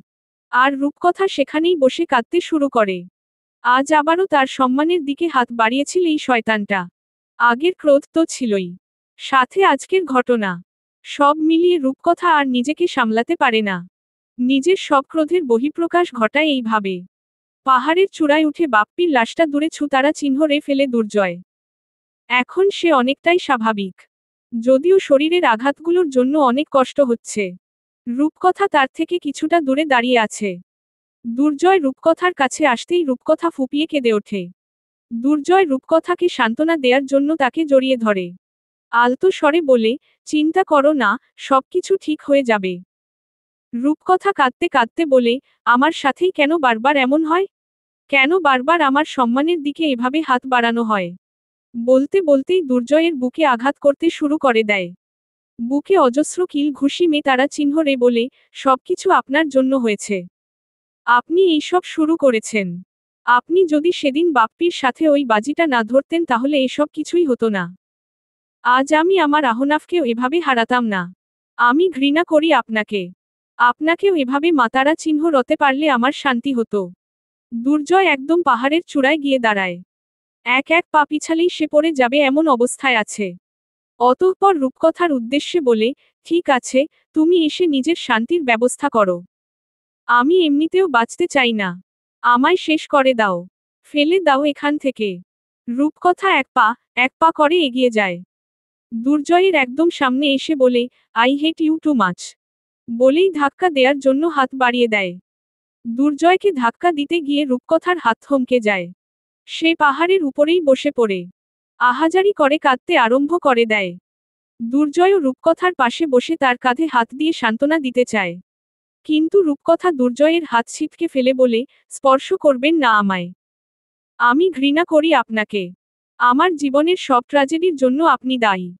দুর্জয় নিজের হাত গুটিয়ে নিয়ে বলে, আমাকে তুমি ঘৃণা করতেই পারো, কিন্তু এই মুহূর্তে তোমাকে আমার সাথেই যেতে হবে। রাত হয়ে আসছে। এই স্থানটা আর নিরাপদ নয়। এই স্কল এলাকায় অনেক দুর্বৃত্তরা ঘুরে বেড়ায়। তারা যান কিংবা সম্মান কেড়ে নিতে ওত পেতে থাকে। তাই এখন তোমাকে আমার সাথেই ফিরতে হবে। রূপকথা কপট রাগ দেখিয়ে বলে, আমি আপনার সাথে কোথাও যাব না। দুর্জয়ের মাথাতেও জেদ চেপে যায়। তাই সে বলে, তুমি যদি ভালোয় ভালোয় না যাও তাহলে আমি অন্য পন্থা অবলম্বন করব। অন্য পন্থা মানে? দুর্জয় বাঁকা হাসে। রূপকথা দুর্জয়ের প্রবৃত্তি অনুধাবন করতে পেরে বলে, খবরদার আমাকে স্পর্শ করবে না। আমার থেকে দূরত্ব মেইনটেইন করে চলো। আমি যাচ্ছি। বলেই রূপকথা উঠে দাঁড়িয়ে হাঁটতে শুরু করে। দুর্জয় তার পিছু পিছু যেতে থাকে। আজ শুভ্র ও আমিয়ার বৌভাত। স্বাভাবিকভাবেই আমিয়ার মন এখনো বিক্ষিপ্ত। এই বিয়ে, এই সম্পর্কের প্রতি এখনো সে উদাসীন। সে মেনে নিতে পারছে না সম্পর্কের এই পরিণতি। তবুও মেনে নেয়ার চেষ্টায় রত। আমিয়া এই কথাতে বিশ্বাস করে, একবার যখন শুভ্র সাথে তার বিয়ে হয়েছে তখন শুভ্র সাথেই তার সংসার করতে হবে। আজ হোক বা কাল তাকে শুভ্রকে স্বামীর অধিকার দিতেই হবে। তাই আমিয়াও চেষ্টা করছে যাতে এই সম্পর্কটাকে স্বাভাবিকভাবে গ্রহণ করতে পারে। আমিয়ার এসব ভাবনার মাঝেই শুভ্র বড় ভাবি অদিতি এসে তাকে দেখে হাসি মুখে বলে, বৌভাতের আয়োজন কমপ্লিট। সব অতিথিরাও আসতে শুরু করে দিয়েছে। মা তোমাকে সাজিয়ে দিতে বলেছেন। চলো, আমি তোমাকে সাজিয়ে দেই। আমিয়া মেকি হেসে উঠে বসে অদিতির সাথে যেতে থাকে। অদিতি যেতে যেতে আমিয়ার সাথে অনেক আলাপ করে, যাতে করে আমিয়াও ধীরে ধীরে একটু করে স্বাভাবিক হয়ে ওঠে। আমিয়াকে নিজের কক্ষে নিয়ে গিয়ে সুন্দর করে সাজিয়ে দেয় অদিতি। সাজানো শেষ হতেই স্মিত হেসে বলে, তোমাকে আজ যা সুন্দর লাগছে না, বলে বোঝাতে পারবো না। শুভ্র তো আজ তোমার থেকে দৃষ্টিই সরাতে পারবে না। আমিয়া তেমন কোন প্রতিক্রিয়া দেখায় না। এর মাঝে ঘরের দরজায় কেউ কড়া নাড়ে। অদিতি গিয়ে দরজা খুলতেই শুভ্রকে দেখতে পায়। শুভ্র বলে ওঠে, আমিয়ার সাজ কি কমপ্লিট? মা আমাকে ওকে সাথে করে নিচে নিয়ে যেতে বলল। অদিতি হেসে বলে, হ্যাঁ, কমপ্লিট। তুমি নিজেই নিজের বউকে একবার দেখো। দেখবে আর চোখই ফেরাতে পারবে না। বলেই অদিতি আমিয়াকে নিয়ে এসে শুভ্র সামনে দাঁড় করাই। শুভ্র আমিয়াকে দেখে বিমোহিত হয়ে তাকিয়ে থাকে। শাড়ি এবং গহনায় সজ্জিত আমিয়ার রূপ যেন আজ আরো কয়েকগুণ বেড়ে গেছে। শুভ্র ইচ্ছে করছে জীবনভর এভাবে আমিয়ার দিকে তাকিয়ে থাকতে। এদিকে আমিয়ার দৃষ্টি নত করে আছে। অদিতি অনেকক্ষণ শুভ্রকে আমিয়ার দিকে এভাবে তাকিয়ে থাকতে দেখে হালকা কেশে বলে, এভাবে তাকিয়ে থাকার অনেক সময় পাবে দেবরজি। এখন আপাতত তোমার স্ত্রীকে নিয়ে নিচে যাও। অদিতির কথায় শুভ্র হুঁশ ফেরে। নিজের কাজে নিজেই লজ্জায় পড়ে যায়। আমিয়ার দিকে তাকিয়ে বুঝতে পারে সেও বেশ লজ্জায় পড়ে গেছে। তাই সে আর এই বিব্রতকর পরিস্থিতিতে বেশিক্ষণ থাকতে চাইল না। আমিয়ার উদ্দেশ্যে বলল, এসো আমার সাথে। আমিয়া শুভ্র সাথে যেতে লাগল। সিঁড়ির কাছাকাছি আসতেই শুভ্র আমিয়ার কানের কাছে ফিসফিস করে বলল, তোমাকে আজ অনেক সুন্দর লাগছে। আমিয়া হালকা হাসল। শুভ্র আবারও বেকুল কণ্ঠে বলল, আমি যদি আজ তোমার কাছে একটা অনুমতি চাই তো দিবে আমায়? কিসের অনুমতি? তোমার কপালে প্রেমের পরশ এঁকে দেওয়ার? আমিয়ার পুরো শরীরে যেন তড়িৎ হেলে গেল। সে কোন প্রতিক্রিয়াই ব্যক্ত করতে পারল না। শুভ্র বলল, তোমার এই নির্বতাকেই তাহলে সম্মতি ধরে নিলাম। কথাটা বলেই আমিয়ার কপালে প্রেমের পরশ এঁকে দিল। আমিয়া পুরো সময়টা চোখ বন্ধ করে রাখল। তার চোখের সামনে দুর্জয়ের মুখশ্রী ভেসে উঠল। অদ্ভুতভাবে ধীরে ধীরে সেই প্রতিচ্ছবি মিশে যেতে লাগলো এবং একসময় শুভ্র প্রতিচ্ছবি ধরা দিল। আমিয়া চোখ খুলেই শুভ্রকে দেখতে পেল। অস্ফুট স্বরে বলে উঠল, আমার ভবিতব্য এখন এটাই। রূপকথা ও দুর্জয় এখন যেই এলাকা দিয়ে হেঁটে চলেছে সেটা সম্পূর্ণ জঙ্গলে ঘেরা। দুর্জয় রূপকথাকে সাবধানে পা ফেলতে বলছে কারণ এই জঙ্গলে প্রতি পদে পদে বিপদ লুকিয়ে থাকতে পারে। রূপকথা অবশ্য দুর্জয়ের কথাকে এতটা গ্রাহ্য করছে না। সে নিজের মতোই হেঁটে চলেছে। এই স্বেচ্ছাচারী মনোভাবের খেসারত দিতে হলো তাকে। পায়ে কিছু একটার সাথে আঘাত খেয়ে পড়ে যেতে নিল, তখনই দুর্জয় তাকে আগলে নিয়ে বলল, বললাম না, সাবধানে চলতে। এরই মধ্যে তারা দুজনেই কারো পায়ের শব্দ শুনতে পেল। দুজনেই অবাক হয়ে গেল। কারা আসছে এখানে? ঝোপের আড়াল থেকে কয়েকজন উপজাতি মানুষ বেরিয়ে আসে। দুর্জয় ও রূপকথাকে এই অবস্থায় দেখে তারা অবাক হয়ে যায়। রূপকথা শরীরে বাপ্পির করা আঁচড়ের দাগ তখনও স্পষ্ট। সাথে তার সালোয়ারের ছেঁড়া অংশও সবার দৃষ্টিগোচর হয়। সবাই নিজেদের মনের মতো কাহিনী বানিয়ে নেয়। এদিকে দুর্জয় ও রূপকথা তাদের ভাবগতিক বোঝার চেষ্টা করে। উপজাতির লোকেরা নিজেদের মধ্যে নিজেদের ভাষায় কথা বলতে থাকে। অতঃপর তাদের মধ্যেই একজন লোক এগিয়ে আসে দুর্জয় ও রূপকথার দিকে। লোকটা আধো আধো বাংলায় বলল, তোমরা আমাদের সাথে আমাদের সর্দারের ডেরায় চলো। দুর্জয় বলে, আমরা কেন যাব ওখানে? লোকটা বলে, যদি নিজেদের ভালো চাও তো চলো। না হলে এখানে যারা আসে তারা সবাই কিন্তু তোমাদের উপর ক্ষেপে আছে। তোমাদের অনৈতিক কাজের জন্য সবাই রুষ্ট। এই জঙ্গলের মাঝেই আমাদের কাবিলা। সবাই মিলে যদি তোমাদের উপর হামলা চালায় সেটা কিন্তু ভালো হবে না। এসব কি ফালতু কথা বলছেন? রূপকথা ভয় পেয়ে যায় এসব শুনে। এসব লোকেরা না জানি তাদের ব্যাপারে কি ভাবছে। সে এটাও বুঝতে পারে দুর্জয় স্বভাবচারিতভাবেই নিজের মারকুটে স্বভাব বজায় রাখবে যেটা তাদের জন্য ভালো হবে না, কারণ এতগুলো লোকের সাথে তারা একা পেরে উঠবে না। তাছাড়া এসব লোকের কাছে বর্ষা ও তীর ধনুক জাতীয় অনেক অস্ত্র আছে। তাই এদের মোকাবিলা করাও সহজ হবে না। এজন্য সে দুর্জয়ের উদ্দেশ্যে বলে, ওরা যা বলছে তাই করা উচিত আমাদের। না হলে হিতে বিপরীত হতে পারে। দুর্জয়ও ব্যাপারটা অনুধাবন করতে পেরে সাই জানায়। উপজাতির কাবিলায় রূপকথা ও দুর্জয়ের বিচারসভা বসেছে তাদের সর্দারের মর্জিতে। সর্দার তাদের নিয়ে আসা ব্যক্তিদের বয়ান শুনে এবং রূপকথার দিকে ভালোভাবে খেয়াল করে অনুধাবন করে তারা কোন অনৈতিক কাজ করতে এখানে এসেছিল। সর্দার বাংলায় কথা বলতে জানে। তাই সে রূপকথা ও দুর্জয়ের উদ্দেশ্যে বলে, আমরা সবাই শতভাগ নিশ্চিত তোমরা এখানে কোন অনৈতিক কাজ করতে এসেছিলে। এর আগেও আমাদের কাবিলার আশেপাশে এমন অনেক ঘটনা ঘটেছে। এই তো কয়েক মাস আগেই একটা মেয়েকে কেউ তারা চিহ্ন করে এখানে তারা চিহ্ন রেখে দিয়ে যায়। আর পুলিশ এসে আমাদের কাবিলার নিরীহ মানুষদের ধরে নিয়ে যায় সন্দেহের বশে। এখনো সেই কেস চলছে। তাই আমরা কেউ আর এসব ঝুঁকি নিতে প্রস্তুত নই। দুর্জয় বলে, আপনারা ভুল বুঝছেন। এমন কিছুই না। আসল ব্যাপারটা হচ্ছে। সর্দার বলেন, তোমাদের কোন অজুহাত আমি শুনতে চাই না। তোমাদের সামনে দুটো উপায় রাখছি। হয় তোমরা দুজনে নিজেদের ধর্মমতে এখানে বিয়ে করে নাও, আর না হলে তোমাদের দুজনকেই আমাদের কাবিলার নিয়ম অনুসারে অনৈতিক কার্যক্রম করার অপরাধে তারা চিহ্নই মারা হবে। দুর্জয় ও রূপকথা দুজনেই হতবাক হয়ে যায়। রূপকথা বলে ওঠে, বিশ্বাস করুন, আমাদের এত কঠিন শাস্তি দেবেন না। সিদ্ধান্ত তোমাদের হাতে। রূপকথা বলে, ঠিক আছে, যদি এমনই হয় তো আমায় তারা চিহ্ন ওড়িয়ে মারুন, তবুও আমি এই লোকটাকে বিয়ে করব না। দুর্জয় রূপকথার পাশে গিয়ে দাঁড়িয়ে তার হাত শক্ত করে ধরে বলে, আমি এই মেয়েটাকে বিয়ে করতে রাজি আছি। দুর্জয়ের কথা শুনে রূপকথা বিস্ফোরিত নয়নে তাকায় তার পানে। দুর্জয়ের থেকে হাত ছাড়িয়ে নেয়ার চেষ্টা করতে থাকে। দুর্জয় মৃদু স্বরে বলে, তুমি শান্ত থাকো। অতঃপর উপজাতিদের কাবিলের সর্দারের উদ্দেশ্যে বলে, আপনারা বিয়ের ব্যবস্থা করুন, আমাদের এই বিয়েতে আপত্তি নেই। রূপকথা চিৎকার করে বলে ওঠে, আমি মরে যাব তবুও এই বিয়েটা করব না। দুর্জয় পুনরায় শান্ত স্বরে বলে, বোকামি করো না রূপকথা, এখন এছাড়া আমাদের হাতে আর কোন রাস্তা নেই। এই কাবিলের এতগুলো লোকের সাথে আমরা পেরে উঠব না, আর আমাদের পালানোরও কোন পথ নেই, কারণ এই এলাকাটা আমাদের কাছে একেবারেই অচেনা আর এনাদের সবার নখদর্পণে। তাই পালিয়েও বেশি দূর যেতে পারবো না। যদি প্রাণ নিয়ে বেঁচে ফিরতে চাই তাহলে এদের কথা শুনতেই হবে। রূপকথা তেতে উঠে বলে, আপনার জীবনের মায়া থাকতে পারে, আমার নেই। আমি মরে যেতে রাজি, কিন্তু এই বিয়েটা করতে নয়। তুমি ভুল ভাবছ রূপকথা, আমি মরতে মোটেই ভয় পাই না। আমি তোমার নিরাপত্তার কথা ভেবেই এই বিয়েতে রাজি হয়েছি, কারণ তুমি আমার বন্ধু আহনাফের খুব প্রিয় একজন, যাকে বাঁচানোর জন্য সে নিজের প্রাণ কোরবানি দিয়েছে। আমি চাই না তার সেই কোরবানি বৃথা যাক। আশা করি তুমিও চাইবে না।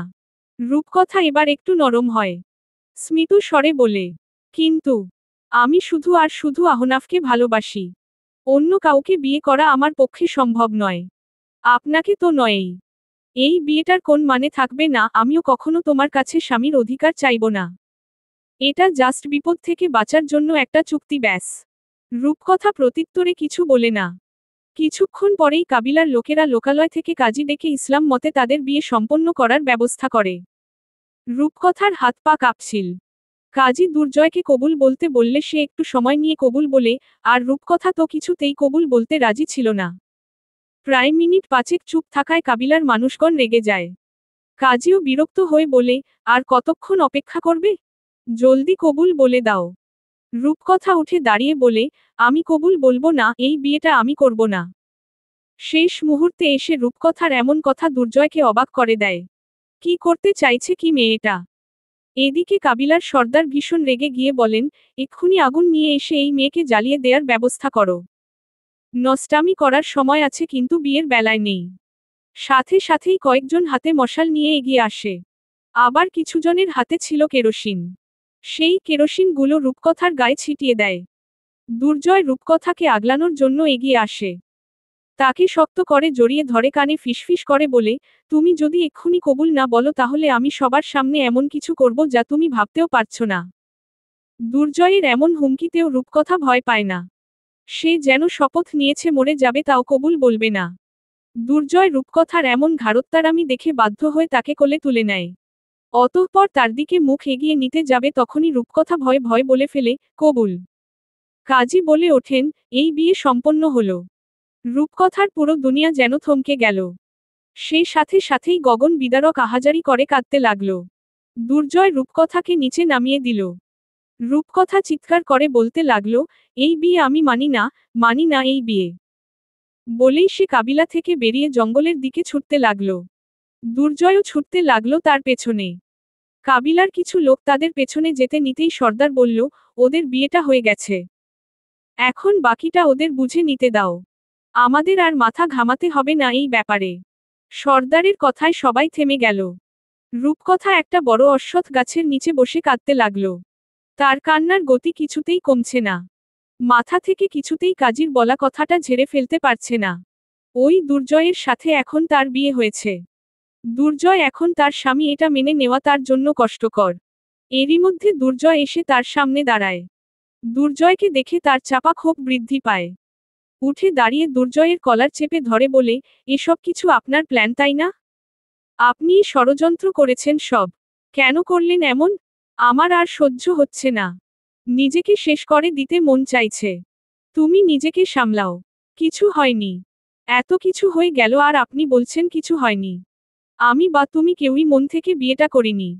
এটা আমাদের কাছে জীবন বাঁচানোর চুক্তি ছিল।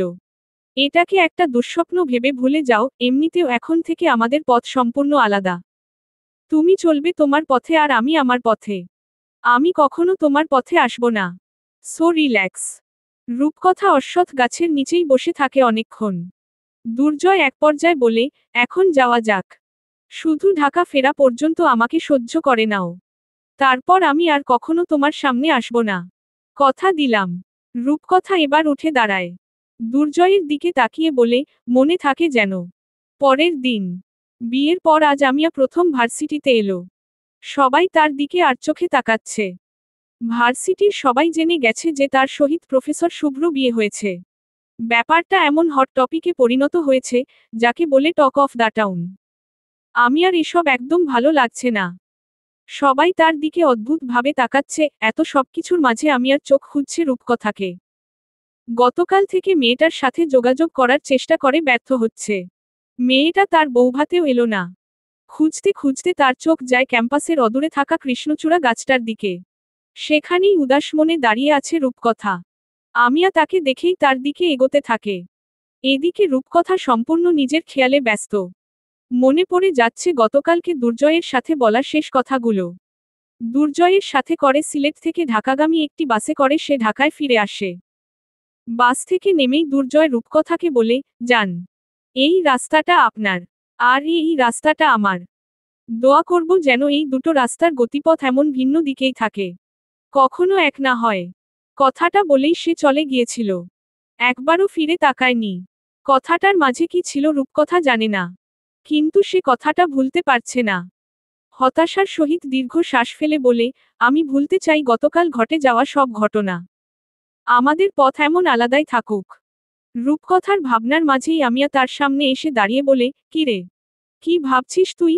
রূপকথা থতমত খেয়ে বলে, কিছু না। কাল থেকে তোর কোন খোঁজ নেই। আমার বৌভাতেও এলি না। ব্যাপারটা কি বলতো? রূপকথা বলে, একটু ব্যস্ত ছিলাম তাই আর কি। বুঝি না তোর এত কিসের ব্যস্ততা। এভাবেই টুকিটাকি কথা চলতে থাকে। কিন্তু রূপকথা কোনোভাবেই দুর্জয়ের ভাবনা থেকে বের হতে পারছিল না।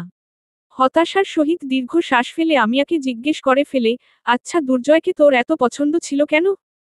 কি দেখেছিলি ওর মধ্যে? এসব অতীতের কথা তুলিস না আর। আমার কষ্ট হয়। বল না, আমায়। লোকটার চোখের দিকে তাকালে মনে হতো তার চোখে বিষাদসিন্ধু লুকিয়ে রেখেছে। আমার আগ্রহ ছিল সেই বিষাদসিন্ধু সম্পর্কে জানার। কিন্তু পারলাম না। রূপকথা আমিয়ার কথা শুনে আনমনেই বলে, ভাগ্যে যে অন্য কিছু ছিল। সময় কারো জন্য অপেক্ষা করে না। দেখতে দেখতে 1 বছর অতিবাহিত হয়ে গেছে।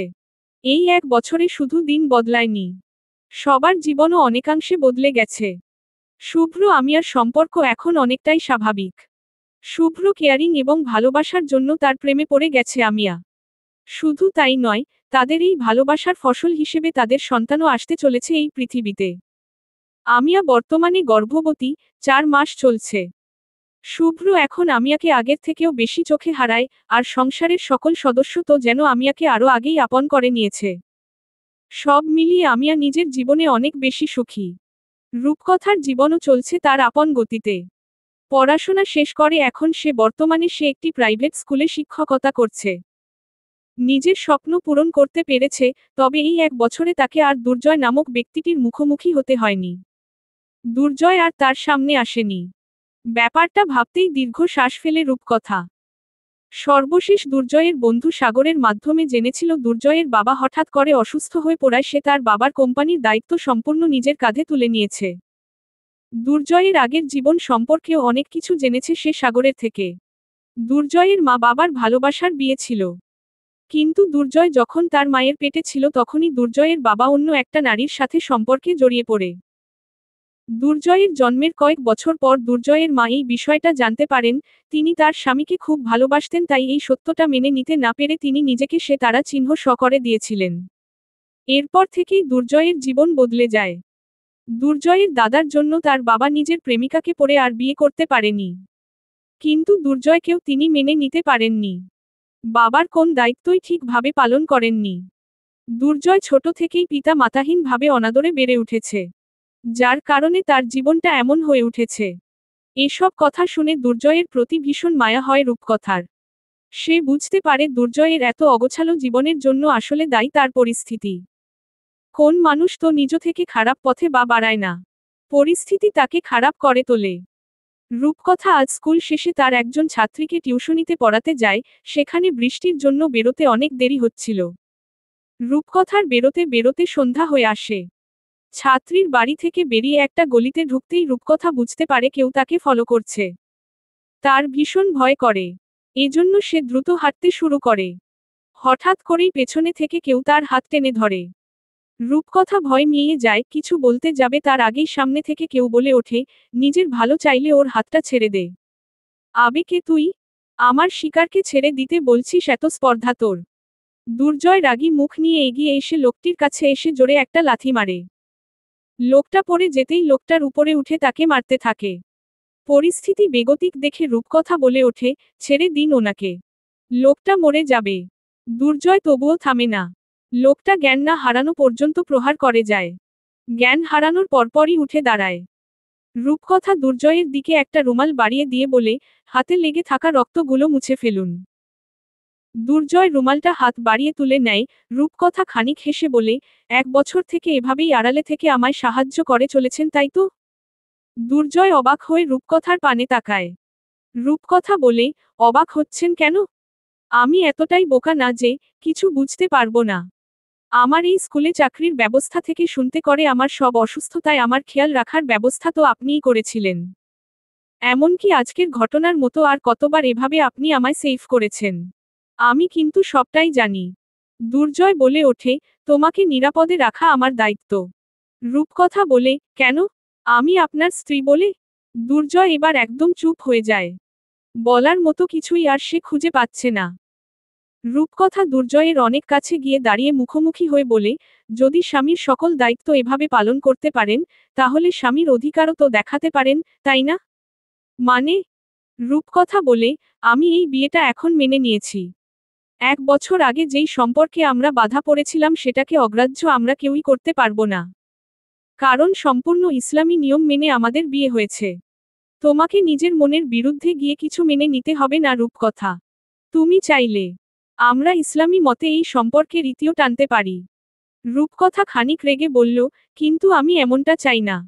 বাড়ি থেকে আমায় ক্রমশ বিয়ের জন্য চাপ দিচ্ছে। এজন্য আজ আমি স্কুলে আসার সময় বাড়িতে বলে এসেছি যে আমি বিবাহিতা। এটা কেন করলে তুমি? ইচ্ছে হয়েছে তাই করেছি। এখন আপনি আমার সাথে আমার বাসায় চলুন। বাড়ির সবাই আমার স্বামীকে দেখতে চেয়েছে। তারা চায় এবার সামাজিক অনুষ্ঠান করে আমাদের বিয়েটা দিতে। রূপকথাকে এত স্বাভাবিকভাবে এসব কথা বলতে দেখে দুর্জয় অবাক হয়ে বলে, কিন্তু তুমি তো আহনাফকে ভালোবাসো। তাহলে আমাকে কিভাবে বিয়ে করবে তুমি? রূপকথা একটা দীর্ঘ শ্বাস ফেলে বলে, জীবন কারো জন্য থেমে থাকে না দুর্জয়। আহনাফ আর এই পৃথিবীতে নেই। ওর অস্তিত্ব রয়েছে শুধুই আমাদের স্মৃতিতে। আর কারো অপেক্ষায় সারা জীবন কাটিয়ে দেয়া এটা শুধু গল্পেই মানায়, বাস্তবে নয়। বাস্তবে আমাদের সবাইকে নিজের জীবনে এগিয়ে যেতে হয়। বিশেষ করে একটা মেয়েকে। আবেগ দিয়ে জীবন চলে না। এখন যদি আমি আজীবন একা থাকি তাহলে শেষ বয়সে একাকিত্ব আমায় ঘিরে ধরবে, আমি সেটা চাই না। আমি জীবনের প্রতিটা মুহূর্ত উপভোগ করতে চাই। বিয়ে একটা পবিত্র সম্পর্ক। এর মাধ্যমে আরও নতুন সম্পর্কের সূত্রপাত হয়। এই বিয়ে থেকে বঞ্চিত থাকা বোকামি ছাড়া কিছু নয়। কারণ এই বিয়ের মাধ্যমেই একজন নারী মাতৃত্বের সুখ অনুধাবন করে। আর যারা বলে, কাউকে মনে রেখে আজীবন একা থাকতে হবে, তারা হয় অতি আবেগী আর না হয় বাস্তবতা সম্পর্কে তাদের কোন জ্ঞান নেই। এই সমাজে একা একটা মেয়ের আজীবন অবিবাহিতা থাকা অভিশাপের মতো। এসব কিছু চিন্তা ভাবনা করেই আমি জীবনে এগিয়ে যাওয়ার সিদ্ধান্ত নিয়েছি। আপনি কি এই সিদ্ধান্তে আমার পাশে থাকবেন? দুর্জয় মৃদু হেসে বলে, অবশ্যই। রূপকথা চিন্তামুক্ত হয়। দুর্জয় রূপকথার উদ্দেশ্যে বলে, কিন্তু আরেকবার ভেবে নাও। আমার সাথে বিয়ের ব্যাপারে কি সবদিক চিন্তা ভাবনা করেছ? আমার জীবনটা কিন্তু বড্ড অগোছালো। আমার জীবনে এলে তোমায় ঝলসে যেতে হবে। ঝলসে যাব জানি, কিন্তু আমি ঝলসে যেতে প্রস্তুত আপনার প্রণয়ে। দুর্জয় অবাক হয়ে তাকিয়ে থাকে। এই 1 বছরে মেয়েটার খেয়াল রাখতে রাখতে কখন যে প্রেমে পড়ে গেছে সেটা নিজেও বুঝতে পারেনি। আজকের দিনটা যেন তার কাছে পুরো স্বপ্নের মতো, যেখানে তার ভালোবাসার মানুষটা নিজে থেকে তার কাছে ধরা দিতে চাইছে। দুর্জয় রূপকথাকে নিজের কাছে টেনে নিয়ে তার কপালে ভালোবাসার আলতো পরশ এঁকে দিয়ে বলে, সারা জীবনের জন্য তোমার হাত ধরতে চাই। কখনো এই হাত ছেড়ে যেও না। প্রতি মুহূর্তে ঝলসে আঙ্গার হও, তবুও তুমি আমার রও। The end.